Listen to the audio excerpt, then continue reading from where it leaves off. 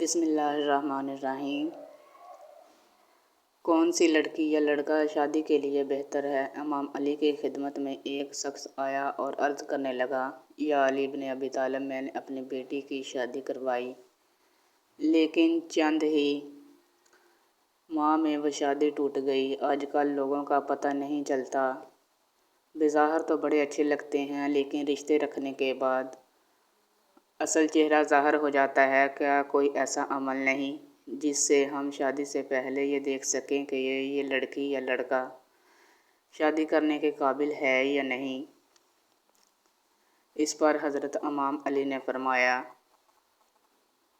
اگر تم اپنی بیٹی کے لیے رشتہ دیکھ رہے ہو تو تم لڑکے میں یہ دیکھو جو لوگ اس سے مرتبہ میں کم ہیں، حیثیت میں کم ہیں۔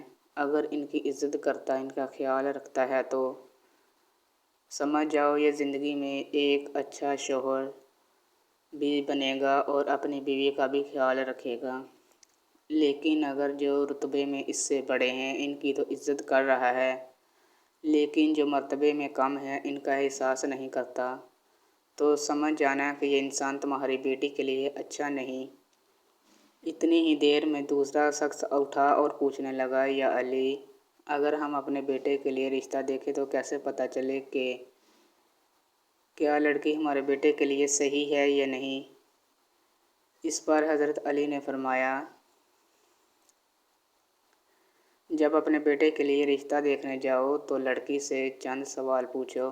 اگر لڑکی صرف اپنی خوبیاں بتاتی رہے اور ہر بات پہ اپنی تعریف کرتی رہے تو سمجھ جانا یہ لڑکی خود پسندی کے دلدل میں گرفتار ہے۔ لیکن اگر لڑکی اپنے گھر والوں کی بات کرے، اپنے والدین کی بات کرے تو وہ لڑکی آنے والے وقت میں کسی بھی انسان کے لیے اچھی بیوی ثابت ہو سکتی ہے۔ لیکن اگر کوئی انسان ان دونوں اعمال کے بعد بھی گھبرانے لگے اور فیصلہ نہ کر سکے تو وہ گھر آ کے 27 مرتبہ سورہ کوثر پڑھے اور سو جائے۔ اگر خواب میں خوشحالی یا وہ لڑکا اچھے لباس میں نظر آئے یا وہ لڑکی اچھے لباس میں نظر آئے تو وہ انسان سمجھ جائے کہ یہ رشتہ مبارک ثابت ہوگا۔ لیکن اگر خواب میں آگ یا خون یا اس لڑکی یا لڑکے کا خراب روپ دیکھے تو پھر وہ رشتہ بہتر ثابت نہیں ہوگا۔